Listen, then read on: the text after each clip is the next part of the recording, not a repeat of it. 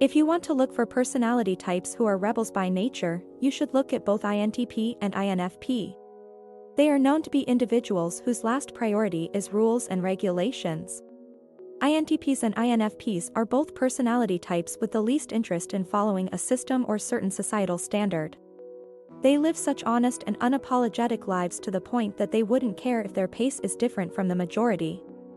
However, no matter how honest and individualistic they may be, they are not exempted from the depression and anxiety our world may bring. Since they prefer working at their own pace, they often find strict deadlines and constant criticism very hard to handle. Their similarities can also be seen in the way they hate very specific requirements or details. This can be attributed to them being intuitive perceivers or NPs. This makes them prefer large-scale thinking that is not bound to any restrictions. You may think that since INTPs and INFPs share the same auxiliary, extrovert intuition, or NI, and tertiary, introverted sensing, or C, functions, the majority of their personality traits are similar to each other. However, that is not the case. They have different dominant functions with their feeling and thinking, and this can lead to two very different personalities. In today's inspiration calling video, we will be looking at the differences of these two personality types. But before we even get there, help us grow our community by subscribing to our channel. This is a safe space to learn more about you, your personality, and anything involving psychology. Please don't forget to click the notification bell too so we can notify you whenever we upload new content. If you're done with that, let's get straight into the video. Here are some of the traits that will tell them apart. 1. Their openness and interpretation. It's part of an INFP's identity to have such a rigid and strong outlook on things. They have a moral compass that is very hard to sway, and they like it this way because they hate cognitive dissonance the most. Even when you think they are carefree and accepting of other people's views, they are quite firm in what they believe in. If you want to know if your friend is truly an INFP, try to argue with their beliefs and convince them otherwise. If they do not give in to you no matter how beautiful your points may be, then this is an obvious sign they are an INFP. Although they will listen to you and give you respect even when you're seeing things differently, just do not expect them to change their morals easily.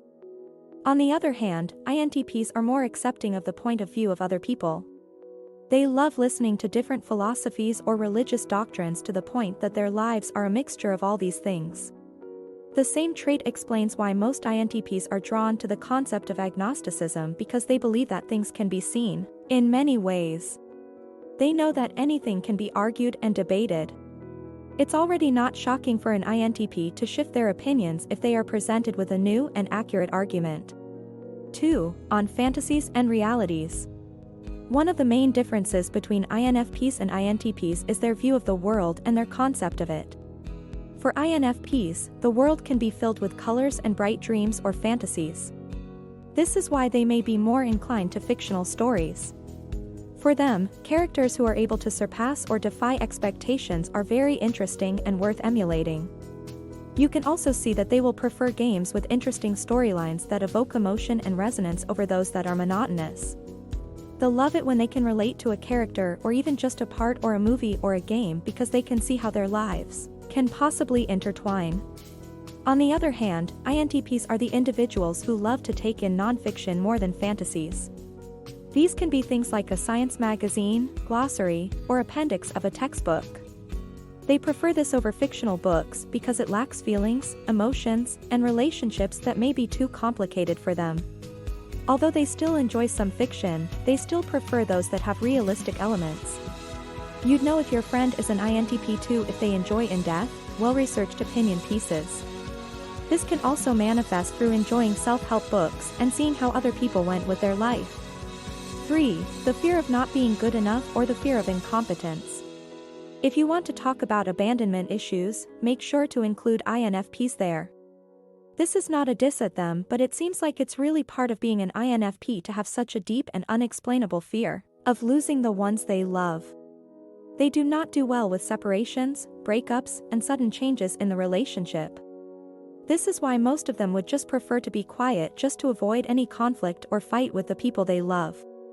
However, this becomes dangerous for them because this forces INFPs to behave in a way that isn't really them, but is based on what they think would make the other person stay.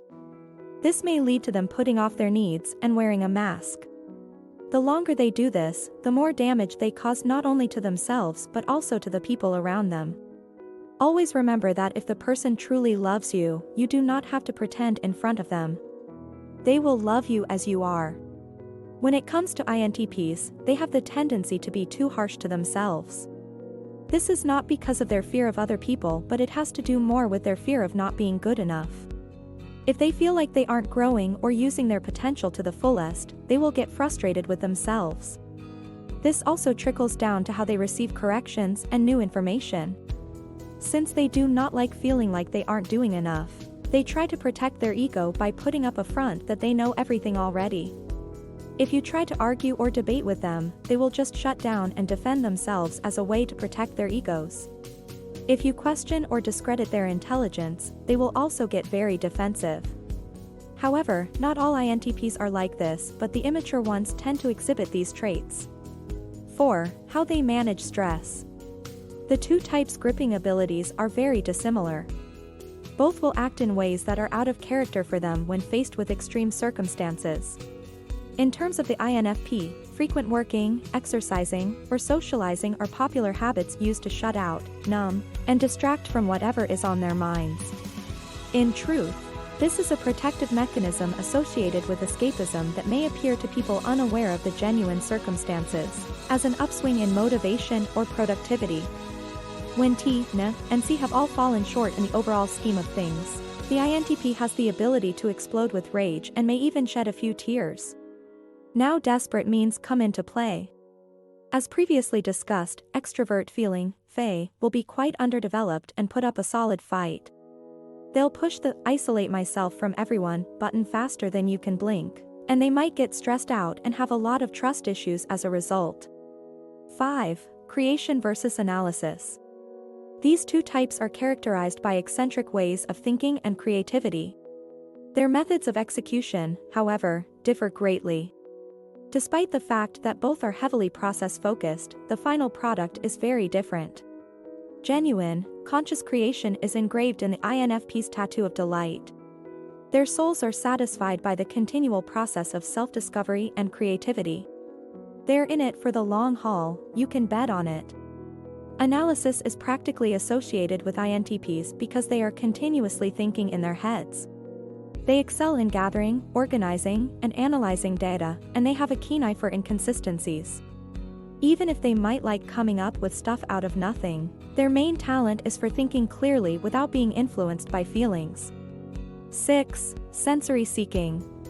Last but not the least, these two personality types are very different in terms of the sensory that they seek. For INFPs, they love soft and tangible things more than anything. They are drawn to things that provide them comfort and safety, like warm hugs, cute animals, and heartwarming stories that can sometimes make them tear up. This is due to their tertiary function, C, which makes them naturally loyal lovers of the common good and inner joy. On the other hand, INTPs prefer excitement even when it means stepping outside their comfort zones. They are often seen jumping from one thing to another just to avoid feeling bored. They love trying out new things even when their health doesn't allow it. INTPs sure love high stimulation. Those are the common differences between INTPs and INFPs. Now that you've known them already, it's going to be easier to differentiate the one from the other. You will also now have a better and deeper appreciation for each of the personality types because you have now seen how unique they are. That's it for today's video. You can leave any of your questions, suggestions, or reactions in the comments section below. We'd love to hear from you. Also, don't forget to hit that notification bell so you can get notified whenever a new video is up. Until next time. Thank you for watching.